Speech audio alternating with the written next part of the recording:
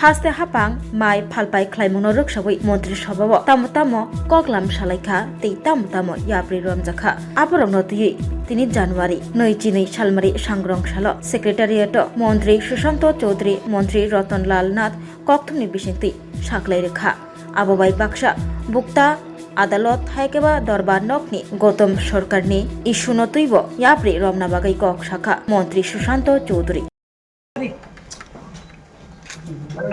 রাজ্য সরকারের খাদ্য দপ্তর এবং কৃষি এবং কৃষক কল্যাণ দপ্তরের উদ্যোগে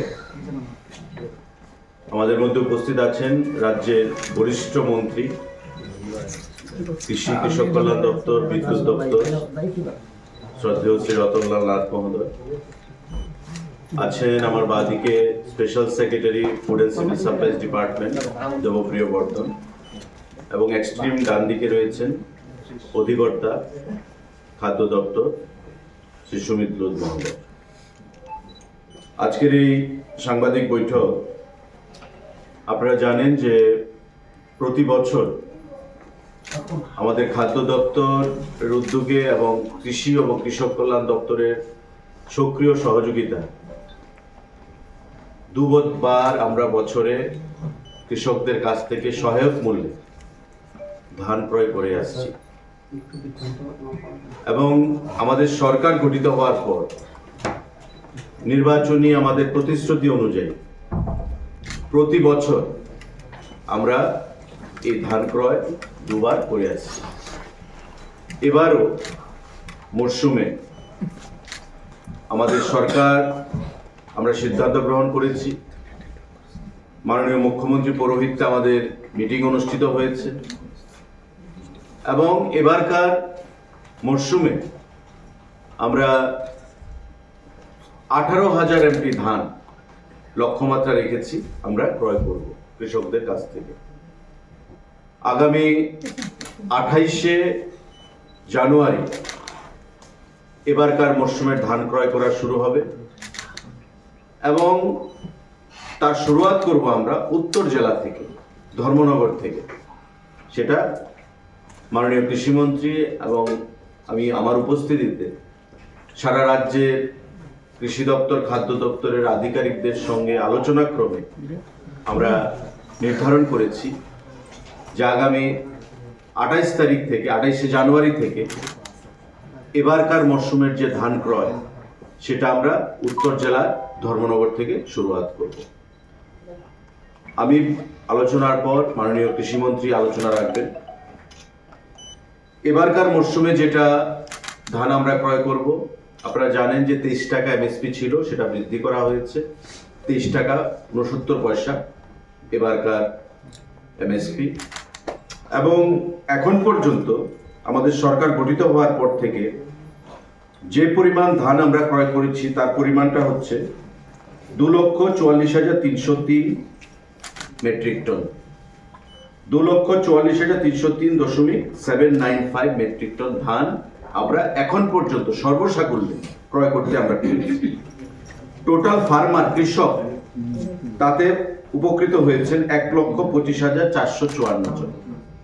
1,25,454 জন কৃষক তাতে উপকৃত হয়েছেন এই ডাইরেক্টলি প্যাডি প্রকিউরমেন্ট থেকে। এবং টোটাল যে এমএসপি অর্থরাশি আমরা প্রদান করেছি রাজ্যের কৃষককে সেটা হচ্ছে 489.71 লক্ষ টাকা, কোটি টাকা, 489.71 কোটি, অর্থাৎ 489.71 লক্ষ টাকা আমরা কৃষকদেরকে প্রদান করতে পেরেছি। তো একটা বিশাল অঙ্ক যেটা গ্রামীণ অর্থনীতিকে স্ফীত করেছে। একটা সময় ছিল যখন ত্রিপুরা রাজ্যের কৃষকরা ফসল উৎপাদনে তাদের যে অনীহা সেটা প্রকাশ্যে চলে এসেছিল। তদানীন্তন সরকার কি বলেছিল যে কেন্দ্রীয় সরকার ধান ক্রয় করছে না।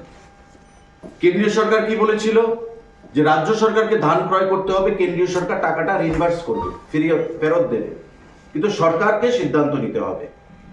যেটা দুবার তো হয় বৎসরে। ফার্স্ট ক্রপে আমরা করেছিলাম 17,497.109 এমটি।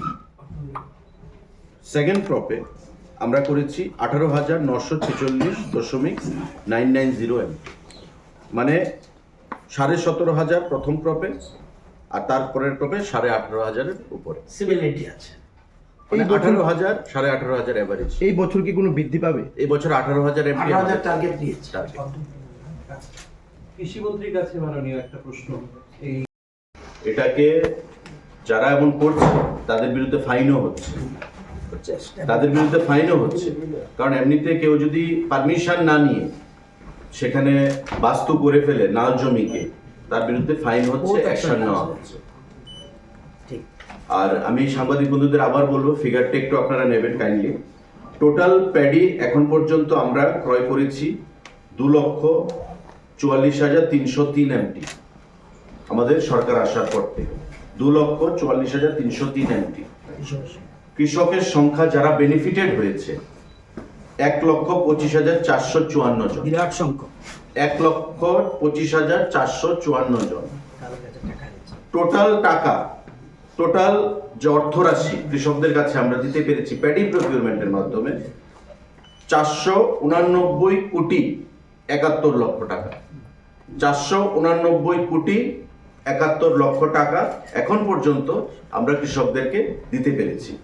আর এবারকার এমএসপি হচ্ছে মানে পার কেজি 23 টাকা 69 পয়সা। এটাও টাকা বেড়েছে। এটাও 23 টাকা ছিল, 69 পয়সা আরো বৃদ্ধি পেয়েছে। একদম শুরুতে কত ছিল? শুরুতে ছিল আমাদের 17 টাকা 50 পয়সা। দেখুন 17 টাকা 50 পয়সা, আজকে 23 টাকা 69 পয়সা। তো প্রধানমন্ত্রী যেটা বলেন যে কৃষকরা হচ্ছে লক্ষ্মী, অন্নদাতা, কৃষকের আয় দ্বিগুণ করতে হবে, এই যে লক্ষ্যমাত্রা আমাদের রাজ্যে কিন্তু বিগত দিনে ছিল না। শুধু একটাই কথা, কেন্দ্রীয় সরকার তুলছে, ক্রয় করছে না। এবং গত কয়েকদিন আগে অ্যাসেম্বলি সেশনে আপনারা দেখেছেন বিরোধী দলের নেতা উনিও বলেছেন যে না, এটা সরকারের উপর দোষ চাপাতে চাইছেন। এবং খাদ্যমন্ত্রী হিসাবে আমি দপ্তরের ডকুমেন্ট দিয়ে এটা প্রমাণিত হয়েছে এবং উনিও সেটা স্বীকার করেছেন যে আগের সরকার তাদেরকে ভুল বুঝিয়ে কৃষক সমাজের মাধ্যমে বা কৃষক যে তাদের সংগঠন কৃষক সভার মাধ্যমে মানুষকে ভুল বোঝাতো, কৃষক সভাকে ভুল বোঝাতো, রাজ্যের কৃষকদেরকে ভুল বোঝাতো। কিন্তু আমাদের সরকার আসার পর ফার্স্ট ক্যাবিনেটে, মাননীয় মন্ত্রী তখন শিক্ষা দপ্তরে ছিলেন, ফার্স্ট ক্যাবিনেটে এই প্যাডি প্রকিউরমেন্ট এবং আমাদের আগরতলা বিমানবন্দরকে মহারাজা বিদ্যুৎ প্রবাহ নামে উৎসর্গ করা, এই দুটো গুরুত্বপূর্ণ সিদ্ধান্ত আমরা গ্রহণ করেছিলাম। যতদিন সরকার থাকবে প্যাডি প্রকিউরমেন্ট আমাদের কন্টিনিউ থাকবে। যদি ইডিসি এরা যে প্রোফার্মার এটা বুঝাচ্ছে না। কে বিভিন্ন সময়ে ভুল পথে তারা পরিচালিত করেছিল। আমাদের সরকার গঠিত হওয়ার প্রাককালে আমাদের প্রাক্তন মুখ্যমন্ত্রী বলেছিলেন, আমাদের দল বলেছিল যে সরকার গঠিত হওয়ার পর প্রথম ক্যাবিনেটে আমরা প্যাডি প্রকিউরমেন্টের সিদ্ধান্ত গ্রহণ করব। এবং প্রথম ক্যাবিনেটে, এখানে মাননীয় বরিষ্ঠ মন্ত্রী রয়েছেন রতনলাল নাথ মহোদয়, প্রথম ক্যাবিনেটে আমাদের এই প্যাডি প্রকিউরমেন্টের সিদ্ধান্ত গ্রহণ করা হয়েছিল। এবং তারপর থেকে আমাদের এই প্রকিউরমেন্ট প্রসেস চলছে এবং আমরা আশ্বস্ত করেছি রাজ্যের কৃষক সমাজকে যে যতদিন আমাদের সরকার থাকবে ততদিন আমাদের এই ধান প্রকিউরমেন্ট আমাদের চলতে থাকবে। এবারকার আমরা একটা নতুন পলিসি এনেছি ধান ক্রয় সম্পর্কে। এতদিন একটা সিস্টেমে চলেছে, আমরা এবার নতুনভাবে উত্তর পূর্বাঞ্চলের অন্যান্য রাজ্যের সঙ্গে তাল মিলিয়ে, ভারতবর্ষের অন্যান্য রাজ্যের সঙ্গে তাল মিলিয়ে আমরা নতুন পলিসির মাধ্যমে এই প্যাডি প্রকিউরমেন্ট আমরা শুরু করছি আগামী 28শে জানুয়ারি থেকে। তা চলবে যতদিন আমরা ধান ক্রয় করব। টোটাল লক্ষ্যমাত্রা আমাদের 18,000 মেট্রিক টন ধান আমরা ক্রয় করব। সাংবাদিক বন্ধুরা, আমি অনুরোধ জানাবো মাননীয় কৃষিমন্ত্রী রতনলাল নাথকে এই বিষয়ে আপনাদের উদ্দেশ্যে আলোচনা রাখার জন্য। খাদ্যমন্ত্রী, আমরা প্যাডি প্রকিউরমেন্ট কিভাবে করব, কত করব, ডিটেইলস বলেছে। আমরা এই যে সিদ্ধান্তটা, যেটা মাননীয় মন্ত্রী বললেন যে প্রথম ক্যাবিনেট আমাদের সিদ্ধান্ত হয়েছে, কেন নেওয়া হয়েছে? কৃষকদের আয় যাতে ডাবল বা তার বেশিও হয়, সেই জন্য কিন্তু আমরা এই সিদ্ধান্ত গ্রহণ করেছি। 15-16 ভিত্তি বছরে কৃষকদের আয় ছিল 6,580 টাকা। আজকের দিনে কৃষকদের ধীরে ধীরে এটা বাড়তে বাড়তে 18-19-এ 8,982, 20-21-এ 11,096 এবং সর্বশেষ যে সমীক্ষা 13,590 টাকা কৃষকদের মাসিক আয়। এই সিদ্ধান্তর মূল উদ্দেশ্য হলো একদিকে কৃষকের আয় বৃদ্ধি করা, সাথে সাথে রাজ্যের উৎপাদন বৃদ্ধি করা। একটা রাজ্যের একটু গতকাল আমরা 15 রাজ্যের মর্যাদা আমরা এই দিনটি আমরা পালন করেছি। জিএসডিপি অর্থাৎ একটা রাজ্যের উন্নয়নটা কিভাবে হয়েছে, কি হয়েছে, কিভাবে অ্যাসেসমেন্ট করবে। কয়েকটা রাস্তাঘাট, কিছু বিল্ডিং, এটা তো না, টোটাল কি GSDP, gross state domestic product কি। 17-18-তে আমাদের সরকার আসার আগে রাজ্যের জিএসডিপি ছিল 43,716 কোটি,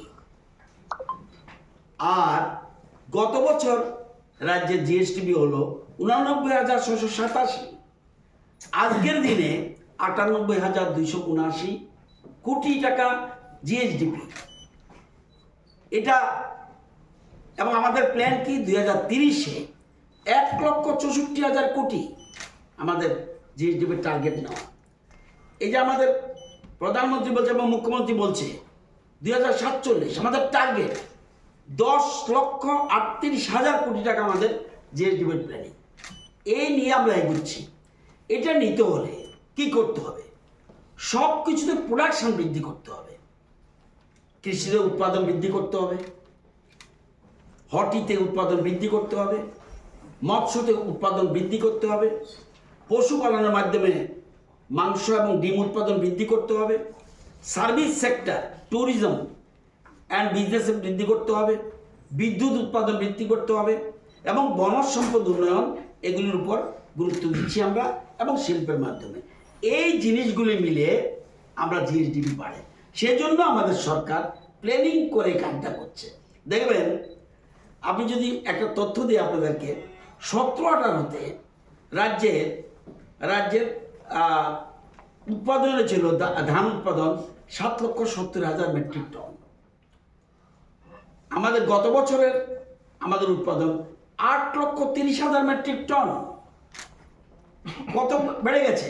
ওই যে আমরা এই যে কৃষকদের ধান কিনছি বিভিন্ন রকমভাবে, তাদের উৎপাদন আজকে, অতীতে কিন্তু কৃষকরা মাঠ থেকে মুখ ফিরিয়ে নিয়েছিল, আজকে কৃষকরা উৎপাদনের দিকে যাচ্ছে, শিক্ষিত ছেলেমেয়েরা পর্যন্ত যাচ্ছে কৃষি, হর্টি, মৎস্য, এই যে যার পশুপালন সব কিছুতে, এবং ট্যুরিজম। আমরা এবং আপনারা দেখবেন ডোনার মিনিস্টার কালকে আসছে, দেখবেন আপনার আমাদের ট্যুরিজম মিনিস্টারও নারায়ণগঞ্জে যাবে বিভিন্ন রকম উদ্ঘাটনের জন্য। তো আমাদের মূল জিনিসটা হলো জিএসডিপি এবং এটার মূল উদ্দেশ্য। এবং আজকে আমাদের স্টেট কোথায় চলে গেছে, আমাদের আজকে ফ্রন্ট রানার স্টেট, এটা বুঝতে হবে। তো সেই জন্য এই সিদ্ধান্ত খুব গুরুত্বপূর্ণ সিদ্ধান্ত আমরা গ্রহণ করেছিলাম এবং কোনোদিনই আমরা আমাদের সরকার গঠন করে আমরা একটা নিয়ত, এবং কি করোনার সময় আমরা যদিও কম প্রোডাকশন কম কালেকশন নিয়েছে, কিন্তু এটা আমরা করেছি। মানে ক্ষেত থেকে সরে আসছে এরকম একটা অবজারভেশন ফিনান্স কমিশনে ছিল, এটার কি কোনো আপডেট আছে? কোনো আপডেট না, এটা ছিল হ্যাঁ, যখন লেফট ফ্রন্ট গভর্নমেন্ট যখন এই রাজ্যে ছিল, প্রচুর জায়গা ভ্যাকেন্ট ছিল, কৃষিমুখী হয়নি, মাঠমুখী হয়নি কৃষকরা। আজকে আপনি যাবেন প্রত্যেক জায়গায়, আমাদের আপনারা জানেন যে সাউথ, গোমতী এবং সিপাহীজলা আমরা বর্তমান আগের থেকেই আমরা ধান উৎপাদনে আমরা স্বয়ংসম্পূর্ণ। এবার আমাদের খোয়াই এবং ধলাইও ওই জায়গায় চলে যাচ্ছে। সার্ভে লেটেস্ট রিপোর্ট আসেনি, কিন্তু হিউজ এবার আরও বেশি ধান কেনার জন্য বলছে, অর্থাৎ প্রোডাকশন এত বেশি হয়েছে। তার মানে কেন, কৃষি দপ্তর এবং কেন্দ্রীয় সরকার, রাজ্য সরকার মিলে সমস্ত রকম এই যে কৃষি যন্ত্রপাতির থেকে আমরা নিউটা বারবার আমরা আজকে কেন ভারতবর্ষ এই জায়গা যাচ্ছে, যত নিউ টেকনোলজি সব গ্রহণ করছে ইন্ডিয়া গভর্নমেন্ট, এবং আমরা এগুলা অ্যাডপ্ট করছি। তো সুতরাং আমরা এখন মানুষকে কৃষিমুখী করতে পারছি, এটা আমাদের সার্থকতা।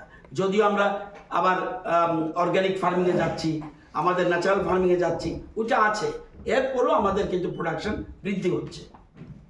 স্যার আমার একটা স্যার, আপনি যখন রাজ্যের উৎপাদন বা বৃদ্ধির কথা ভাবছেন, কৃষকদের আরো সফলতা নিয়ে করছেন, তো কিছু কিছু মানুষের কৃষকের অভিযোগ যে রাজ্যে অনেক জায়গায় যেমন পশ্চিম ত্রিপুরায় তারা তাদের কৃষি জমিতে কৃষি করতে পারছে না, কারণ যে কৃষি জমির পাশে জমিগুলি মাটি দিয়ে ভরাট করে ফেলছে, বাস্তু করে ফেলছে, যেটা নাকি সম্পূর্ণ বেআইনিভাবে করা হচ্ছে। তাদের বিভিন্নভাবে পত্রিকার এবং নিউজে চলে আসছে এই জিনিসগুলো যে তারা কৃষি করতে পারছে না পাশের জমিটা ভরাট করার ফলে। তো সেই বেআইনিভাবে যারা করছে এটা নিয়ে আপনারা কি ব্যবস্থা নেবেন? আমাদের মন্ত্রিসভায় ব্যাপারে আলোচনা হয়েছে। এটা একটা সমস্যা। একটা পরিবারে 3 ভাই থাকলে একটা বাড়ি ছিল আগে, এখন সে নতুন বাড়ি করতে যাচ্ছে। তার কৃষি জমির মধ্যে যেহেতু আর জায়গা নেই, সে করতে যাচ্ছে। এখানে বড় জটিল পরিস্থিতি। আমাদের রাজ্যে কৃষি জমির পরিমাণ কম, অনলি 24%, কিন্তু এর মধ্যে আমরা আধুনিক পদ্ধতিতে, এই জন্য আমরা হাইড্রোপনিক সিস্টেম পর্যন্ত আমরা কৃষিকাজ করতে যাচ্ছি। উপরের দিকে কিভাবে করা যায়, ওটা যেটা বলছেন, এসব সমস্যা আছে। সমস্যা নাই পৃথিবীতে, এমন সমস্যা কিভাবে দেখা যাচ্ছে যে কয়েকশো কানি বলবো, এটা আপনি বলছেন, কিন্তু কয়েকশো কানি আপনার কাছে থাকলে স্পেসিফিক একটা জায়গার নাম বলুন তো। কয়েকশো কানি একটা জায়গা বলুন, আমি বলছি এমন কিছু বলবেন। আছে প্রতাপগড় দিকে মজা বলুন। হ্যাঁ, মজা আমাকে যখন বলবেন স্পেসিফিক বলবেন, না, দেখা যাচ্ছে ডোন্ট টেক আদারাইজ। মজা বলুন। 100 কানি একসাথে ভরে ফেলেছে। টোটাল এই আরে ভিতরে 100 কানি না, একটা জায়গায় আপনি বলছেন, আপনার এই কথার উপরে আমি যুক্তি থাকবো না। আমার বক্তব্য হলো সমস্যা আছে। আপনার কয় ভাই ছিলেন? 3 ভাই যখন বাড়ি করবেন তখন কোথায় করবেন? বাড়িতে, আকাশে? এটা সমস্যা আছে, এটা বুঝতে হবে। আমরা আলোচনা করেছি এই জিনিসগুলি, আমরা চেষ্টা করছি। সেই জন্যই ওদের সমস্যাটা দেখতে হবে। বেআইনিভাবে আবার অ্যাকশনও নিচ্ছে কিছু কিছু ক্ষেত্রে, যখন সম্পূর্ণ বেআইনি চাচ্ছে না। আবার হিউম্যানিটি দেখতে হবে। ওর জায়গায় বাড়ি করবে, হ্যাঁ, এখন যদি দেখা যায়, ঠিক আপনার কথা ঠিক, যদি দেখা যায় 50 কানি 100 কানি করে ফেলছে, সেই জায়গায় সরকার স্টেপ নিচ্ছে। এটা নিচ্ছে নিশ্চয়তা। মাননীয় মন্ত্রী যেটা বললেন, আজকে ভারতবর্ষকে প্রধানমন্ত্রী কি চাইছে? বিশ্বের শস্য ভাণ্ডার করতে। আপনাদের ইনফরমেশনের জন্য বলছি, 24-25 crop year India produced about 150.18 million tons of rice, higher than China 145.28 million tons, এবং এবারে আমাদের টার্গেট 151 মিলিয়ন টনস। আজকে বিশ্বের সর্বশ্রেষ্ঠ, একদিকে আমরা দুধ উৎপাদনে 1 নম্বর হয়ে গেছে, আগে ছিলাম, এখন ধান উৎপাদনে আমরা চলে গেছি 1 নম্বরে বিশ্বে। যদিও রপ্তানি আমরা আগে তাদের থেকে বেশি করতাম, চায়নার উপরে চলে গেছে। আজকে সব কিছুতে কোথায়? এই জন্যই এই যে বলছে $5 ট্রিলিয়ন কথা বলছে, এইসব কারণে আজকে দেখছে যে প্রোডাকশন কীভাবে বৃদ্ধি করতে হয়। এই জন্য আমরা এই ধরনের সিদ্ধান্ত নিয়েছি। আজকে এই জায়গাটার জন্য মাননীয় কৃষি দপ্তর উৎপাদন করে, খাদ্য দপ্তর পারচেজ করে। এই যে জয়েন্টলি আমরা এগিয়ে নিয়ে যাচ্ছি আমাদের রাজ্যকে। ক্লিয়ার?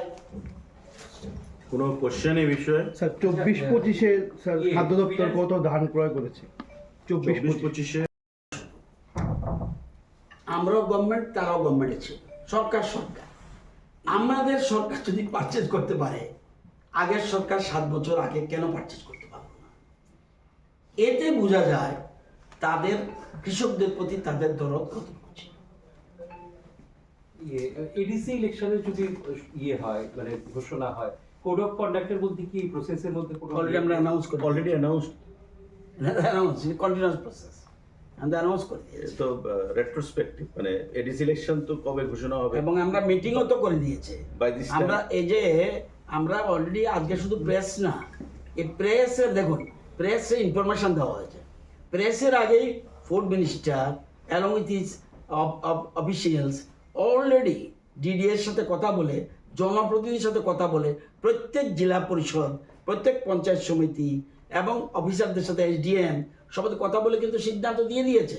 28 যে করবে আগে দিয়ে দিয়েছে, আমরা প্রেসে শুধু দিইনি, প্রেসে শুধু আজকে প্রেস কনফারেন্সের মাধ্যমে টেকনিক্যাল ব্যাপার ছিল আমাদের, ওইগুলো সব সর্টেড আউট হয়েছে। গভর্নমেন্টের স্পোকসপারসন হিসেবে জিজ্ঞেস করছি যে ত্রিপুরা মন্ত্রণালয়ের পক্ষ থেকে বলা হচ্ছিল যে সম্ভবত 18 এপ্রিল এডিসির মেয়াদ সম্পূর্ণ হচ্ছে, তো নির্দিষ্ট সময়ের মধ্যে নির্বাচন করা সংক্রান্ত বিষয়ে তারা সরকারের কাছে মুখ্যমন্ত্রীর কাছে দাবিও করেছে। এই ক্ষেত্রে কোনো রকমের অবস্থা গভর্নমেন্টের আছে কিছু? না, এখন পর্যন্ত নেই। যা হবে আমাদের নির্বাচন কমিশনের বিধি অনুসারে আইন মত সবকিছু হবে। মাননীয় মুখ্যমন্ত্রী রয়েছে, সে বিষয়ে আলোচনা করবে। আজকে নির্বাচন সংক্রান্ত কোনো বিষয় না। যদি নির্বাচন সংক্রান্ত কোনো বিষয় আগামী দিনে আমাকে বলা হয় সরকারি মুখপাত্র হিসেবে বলার জন্য, নিশ্চয়ই আমরা আপনাদেরকে বলবো। স্যার, আগামীকাল 3 দিনের সফরে আসছেন ডোনার মিনিস্টার, কি পরিকল্পনা রয়েছে বা কি কি প্রজেক্ট রয়েছে সেটা মাননীয় ডোনার মিনিস্টার শ্রী জ্যোতিরাদিত্য সিন্ধিয়া আগামীকালকে 3 দিনের রাজ্য সফরে আসছেন, এবং রাজ্য সফরে আসার পর উনি কিছু ডোনার স্পন্সার্ড কিছু প্রজেক্টের শিলান্যাস করবেন। আসার পর মাননীয় মুখ্যমন্ত্রীর সঙ্গে মিটিং করবেন, বা মাননীয় মুখ্যমন্ত্রীকে সঙ্গে নিয়ে কয়েকটা জায়গায় ওনার ভিজিট রয়েছে। রবীন্দ্র ভবনে ওনার একটা কর্মসূচি রয়েছে উদ্বোধন। 24 তারিখ মাতার বাড়ি যাবেন আগামীকালকে, আবার মাতা ত্রিপুরী সুন্দরী মন্দিরে যাবেন। এবং আপনারা জানেন যে মাতা ত্রিপুরী সুন্দরী মন্দিরে বহুতল কার পার্কিং এর জন্য একটা অ্যালটমেন্ট বা অ্যালোকেশন ওনারা দিচ্ছেন ডোনার থেকে। তো হয়তো সেখানেও যাবেন, মা মন্দিরে পূজা সেখানে অর্চনা করবেন। আগামী পরশুদিন সকালবেলা উনি যাবেন কদমতলা কুর্তিতে, উত্তর জেলায়।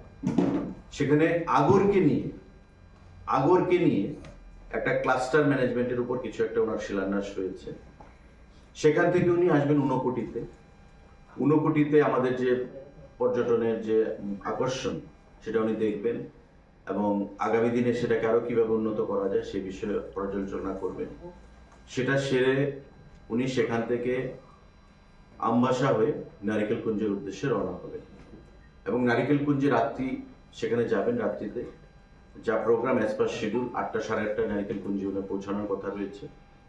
সেখানে আমি পর্যটন মন্ত্রী হিসেবে নারিকেল কুঞ্জে থেকে ওনাকে আমি স্বাগত জানাবো আমার আধিকারিকদেরকে নিয়ে, এবং নারিকেল কুঞ্জে উনি রাত্রি যাপন করবেন 24 তারিখ। 25 তারিখ সকালে নারিকেল কুঞ্জে আপনারা জানেন যে ডোনার আমাদেরকে মাতাবাড়ি সার্কিটকে নিয়ে কয়েকশো কোটি টাকার একটা অনুদান তারা দিয়েছেন। এই মাতাবাড়ি সার্কিটকে নিয়ে সেখানে বিভিন্ন প্রজেক্ট কম্পোনেন্ট রয়েছে, তার একটা শিলান্যাস কর্মসূচিতে উনি অংশগ্রহণ করবেন। মাননীয় মুখ্যমন্ত্রীও ভার্চুয়ালি থাকবেন আমাদের সঙ্গে কানেক্টেড আগরতলা থেকে, এবং ওনার সঙ্গে আমিও থাকবো। পাশাপাশি ডোনারের আধিকারিকরাও থাকবেন, আমাদের রাজ্য সরকারের আধিকারিকরাও থাকবেন। সেখান থেকে এই অনুষ্ঠানের পর লাঞ্চ সেরে সোজা এয়ারপোর্টে চলে আসবেন, কারণ 4:45 ওনার ফ্লাইট রয়েছে, উনি গুয়াহাটির উদ্দেশ্যে রওনা হবেন। এই প্রোগ্রাম আপাতত কালকে মাননীয় মুখ্যমন্ত্রী পৌরোহিত্যে আমাদের একটা প্রিপারেটরি মিটিং ছিল। যদি সাবজেক্ট টু চেঞ্জ, এটা অ্যাজ পার শিডিউল ডোনার থেকে যেটা এসছে আমি আপনাদেরকে বললাম। যদি পরবর্তী সময়ে কোনো মডিফিকেশন হয় নিশ্চয়ই আপনারা সেই বিষয়টা। কয় দিনের সফর? 3 দিন। আগামীকালকে আসবেন 23, 24 এবং 25 তারিখ সন্ধ্যাবেলা উনি আগরতলা ত্যাগ করবেন। স্যার, আপনার ডক্টর একটা রিলেটেড